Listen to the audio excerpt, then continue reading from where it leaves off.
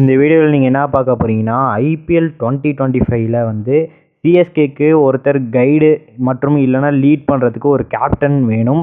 So கேப்டனாக இருந்த players அந்த மாதிரி இருந்தாலும் செம்மையாக இருக்கும். ஸோ இப்போ ருத்ராஜ் இருக்காருன்னா போன வருஷம் எப்படி டோனி வந்து கைட் பண்ணி கொண்டு வந்துட்டு இருந்தாரோ அதே மாதிரி ருத்ராஜை வந்து நிறைய எக்ஸ்பீரியன்ஸ் கேப்டன் வந்து கைட் பண்ணி கொண்டு வந்தால் நல்லாயிருக்கும். எப்படி சொல்ல வரேன்னா ஒரு 2015 அதுக்கு முன்னாடி இப்போலாம் நம்ம வந்து டீம் வந்து பார்த்திங்கன்னா ஒரு நியூசிலாந்து கேப்டன், ஒரு வெஸ்ட் இண்டீஸ் கேப்டன், ஒரு சவுத் ஆஃப்ரிக்கன் கேப்டன் இது மாதிரி தான் நம்மளோட லைனப்ஸே இருக்கும். ஸோ இந்த மாதிரி ஒரு எக்ஸ்பீரியன்ஸ் கேப்டன்ஸை வச்சுட்டு தான் நம்ம டீமே வந்து செம்மையாக போயிட்டு இருந்தது. ஸோ அதே மாதிரி வந்து இந்த வருஷமும் டீம் பில்ட் பண்ணால் செம்மையாக இருக்கும். ஸோ குறிப்பாக யார் யாரெல்லாம் எடுக்கலாம் அதை தான் இந்த வீடியோவில் பார்க்க போகிறீங்க.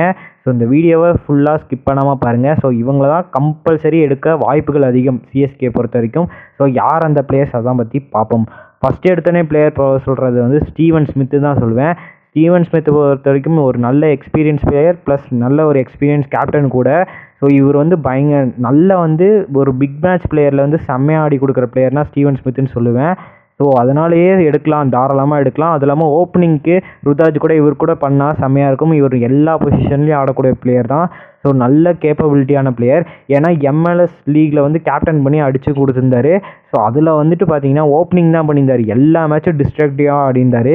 ஸோ முக்கியமான மேட்ச்சு நின்று ஆடி கொடுத்து செம்மையாக எடுத்துகிட்டு போயிருந்தார். ஸோ குறிப்பாக சொல்கிறேன்னா ஸ்டீவன் ஸ்மித் செம்மையாக இருப்பார். கேப்டன்சி ஆப்ஷனும் கொடுக்கலாம். ஸோ இல்லை ருத்ராஜை வந்து கைட் பண்ணி கொண்டு போகிறதுலையும் சொல்லலாம். ஸோ ஒரு நல்ல பிக் மேட்ச் பிளேயர், நல்ல ஓப்பனர் கூட. ஸோ இவரை நம்ம ஃபஸ்ட்டு எடுத்தோன்னே ஆப்ஷனில் ட்ரை பண்ணுவோம் அப்படின்னு தான் சொல்லுவேன். செகண்டாக யார் ட்ரை பண்ணுவாங்க பார்த்தீங்கன்னா Faf du Plessis. So Faf du பிளஸிஸை அஃபிஷியலாக வந்து ஆர்சிபி வந்து வெளியே விட்டுருவாங்க தான் நினைக்கிறேன். ஸோ மேக்ஸிமம் ஒரு 90% ஃபேப் டு பிளஸி இந்த வருஷம் வெளியே விட்டுருவாங்க. ஸோ அவர் வந்து வெளியே வந்துட்டார்னா மேக்ஸிமம் எந்த டீமுக்கு போகிறாரோ இல்லையோ நம்ம டீமுக்கு ட்ரை பண்ணுவோம். ஸோ நம்ம வந்து 2021 வெளியே விட்டே நம்மளால் அமௌண்ட் இருந்து எடுக்க முடியாமல் போச்சு. ஏன்னா மற்ற பிளேயர்ஸ் பை பண்ணுறதுனால. ஸோ ஃபேப் டு பிளஸி வராருன்னா மஸ்ட்டாக நம்ம ட்ரை பண்ணுவோம். இந்த வருஷம் MLS லீகில் இவரும் பயங்கரமாக பர்ஃபார்மன்ஸ் காட்டியிருக்காரு. இப்போ SA20 வேறு வரப்போகுது, அதுலேயும் இவரோட பர்ஃபார்மன்ஸ் பயங்கரமாக தான் இருக்க போகுது. ஸோ நம்ம வந்து ஃபேப் டு பிளஸி எடுக்கிறது ஒரு பெட்டர் சாய்ஸாக இருக்கும் ருத்ராஜுக்கு பொறுத்த வரைக்கும். ஏற்கனவே ருத்ராஜ் இவங்களும் ஓப்பன் பண்ணியிருக்காங்க. ஸோ ஃபேப் டு பிளஸி கூட ஓப்பன் பண்ணும்போது ருத்ராஜுக்கு வந்து கொஞ்சம் பெனிஃபிட்டாக இருக்கும், ஒரு ரிலீஃப் நிறைய இது கிடைக்கும். ஸோ அதனாலேயே எடுத்துகிட்டு வரலாம் அப்படின்னு சொல்லுவேன் ஃபேப் டு பிளஸிஸை. ஸோ மூணாவதாக பார்க்க போகிற பிளேயர் கெய்ன் வில்லியம்சன் தான் சொல்லுவேன். ஒரு நியூசிலாண்டோட கேப்டன் அப்படின்னு தான் சொல்லுவேன். இவர் வந்து தாராளமாக எடுக்கலாம். ஸோ இவருக்கு வந்து ஒரு ரீசன் கூட சொல்ல முடியாது. ஏன்னா ஒரு நல்ல பிளேயர், நல்ல எக்ஸ்பீரியன்ஸ் கேப்டன். ஸோ நல்ல வந்து டீமை கொண்டு போகிற பிளேயராக இருப்பார். ஸோ அதனாலேயே இவர் வந்து தாராளமாக ட்ரை பண்ணி பார்க்கலான்னு தான் சொல்லுவேன். ஸோ அடுத்தது யாருன்னு பார்த்தீங்கன்னா சவுத் ஆஃப்ரிக்கன் கேப்டன் எப்படியும் ஆடம் மார்க்ரமையும் வெளியே விட்டுருவாங்க. ஸோ ஆடம் மார்க்ரம் வெளியே விட்டுருந்தாங்களே தாராளமாக எடுக்கலாம். ஸோ இவரை பொறுத்த வரைக்கும் ஒரு ஆல்ரவுண்டர் பர்ஃபார்மன்ஸ் தான்.